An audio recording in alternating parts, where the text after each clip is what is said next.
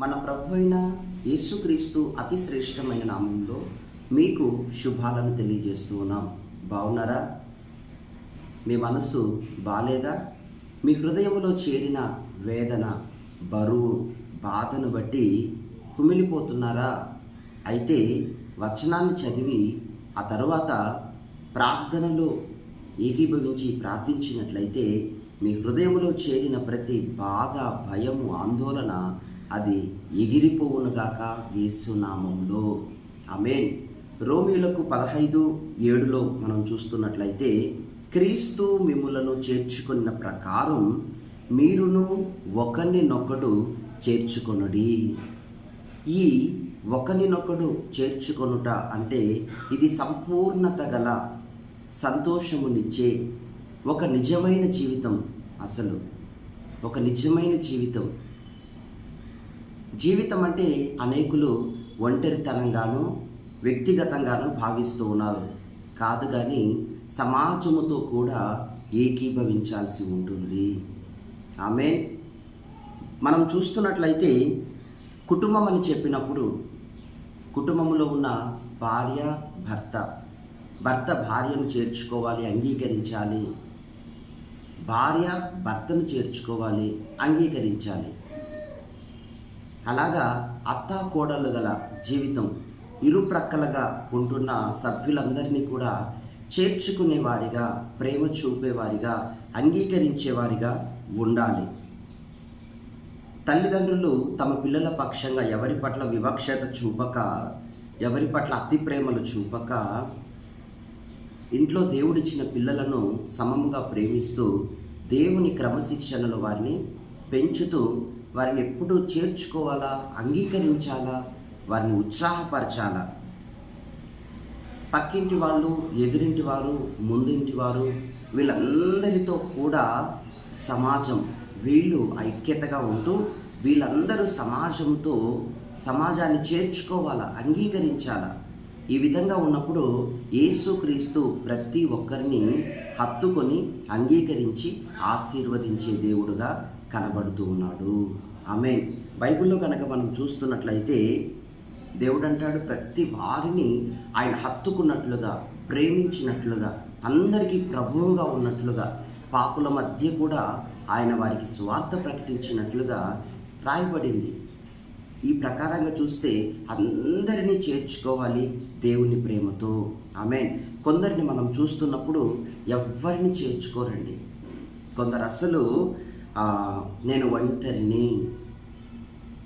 కొందరు నేను వ్యక్తిగతంగా పరిశుద్ధంగా ఉన్నాను, మరికొంతమంది ఇతరులలో లోపాలను కనిపెట్టడం, తల్లిదండ్రులలో, అత్తమామలలో, భర్తలో, భార్యలో కొందరు లోపాలను కనిపెడుతూ నేను ఒక్కడిని పరిశుద్ధుని, ఇక మిగతా వారంతా కూడా తప్పులు చేసేవారు, నేరస్తులు అన్నట్లు చూస్తూ ఉంటారు.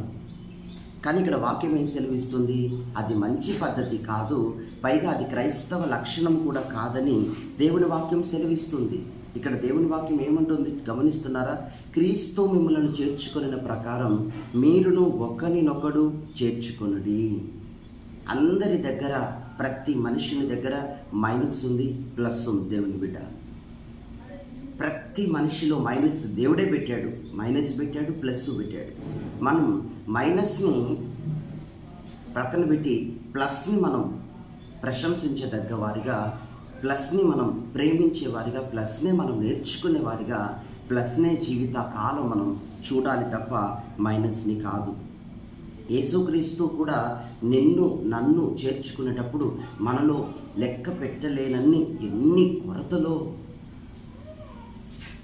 ప్రతి వారిని ద్వేషించేవారం, అసహించుకునేవారం, తక్కువగా చూసేవారు, ఈసరించుకునేవారం, కోపం ముఖం మీద కనబడుతూ ఉట్టిపడుతుండేది. అన్నిటి మధ్యలో దేవుడు మనల్ని చేర్చుకున్నారు. అప్పుడు 100% ప్రేమతోనే ఆయన మనల్ని చేర్చుకున్నాడు. ఆ చేర్చుకున్న ప్రేమ గల దేవుడు మనలను తిరిగి 100% ప్రేమలోకి మనలను నడిపించుకుంటూ తర్ఫీదిస్తూ ఉన్నాడు. కొరతలు ఎన్ని ఉన్నా మనల్ని వదిలిపెట్టలేదు. మనలో ఉన్న ప్లస్ని చెప్పి మనలను ఉత్సాహపరుస్తూ పరిపూర్ణ అనుభవాల్లోకి నడిపిస్తూ దేవునికి మహిమకరంగా ఆత్మీయంగా ఆయన మనల్ని పెంచి పోషిస్తూ ఉన్నాడు. ఇది మనం అందరం గుర్తుపెట్టుకోవాల్సిన విషయం. మనం మనుషుల గురించి ఎప్పుడు ప్రార్థనలో కూర్చున్నప్పుడు కొరతలు వాళ్ళిట్లా వీళ్ళిట్లా అని ప్రార్థనలు కూడా కొరతలు చెప్పటాన్ని బట్టి దేవునితో మనం ఐక్యతగా ఉండలేం, దేవునితో సహవాసం చేయలేం. మన ప్రార్థనలు విలువైనవిగా మారవు. ప్రార్థనలకు జవాబులు సూచనలు కూడా అసలు పొందుకోలేని స్థితిలోకి వచ్చేస్తాం. అందుకే దేవుడు మనలో ఎప్పుడు కూడా ప్లస్ పాయింట్ చెప్పి పరిపూర్ణత చెప్పి మనలను ఉత్సాహపరుస్తూ మనలను ఆశీర్వదిస్తూ వస్తారు. మైనస్ని దేవుడు తొలగిస్తూ తెలియకుండానే మనలో ఒక ట్రీట్మెంట్ జరిగిపోతూ ఉంటుంది మైనస్కి. ప్లస్ని మాత్రం దేవుడు బయటికి చెప్తాడు, నువ్వు ఫలానా అని ప్లస్ని హైలైట్ చేస్తూ మనల్ని పరిపూర్ణతలోకి తీసుకెళ్తాడు. మైనస్ విషయంలో కూడా ఆయన మనకు తెలియకుండానే మనలో ఆపరేషన్ అంటే లోపల ట్రీట్మెంట్ చేస్తూ ఉంటాడు. ఆ మైనస్ లోపల ఆయన కరిగిచ్చేస్తాడు. ప్లస్ ద్వారా మనల్ని పరిపూర్ణులుగా ఆయన మారుస్తాడు. అప్పుడే క్రీస్తుకు తగ్గ సమరూపం, అప్పుడే క్రీస్తుకు సమానమైనటువంటి పరిపూర్ణులము సంపూర్ణులమని అనిపించుకోగలుగుతాము. ఆమేన్. మహాపరిశుద్ధుడా, జీవం గల తండ్రి, ఎందరూ దుఃఖ పరిస్థితులు వేదనల మధ్య ఉన్నారో అన్నిటి నుండి తొలగించండి. యేసు అధికారము గల నామములో ముట్టండి నాయన. ప్రేమగా మీరు మాట్లాడండి అయ్యా. మీ యొక్క సన్నిధి స్పర్శ వారిని అనుభవింపచేయండి. కీడులలో నుండి, అపజయాలలో నుండి, దుఃఖ పరిస్థితులలో నుండి లేవనెత్తి కుటుంబాలను కట్టండి, సంఘాలను కట్టండి.